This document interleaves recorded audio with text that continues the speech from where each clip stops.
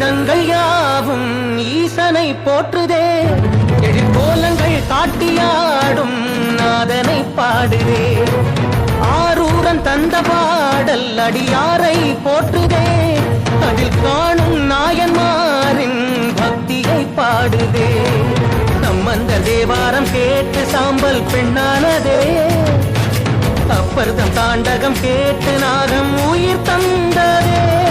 அடநாடென்ன காடென்ன குலமென்ன பிரிவென்ன எல்லோரும் அடியார்களே.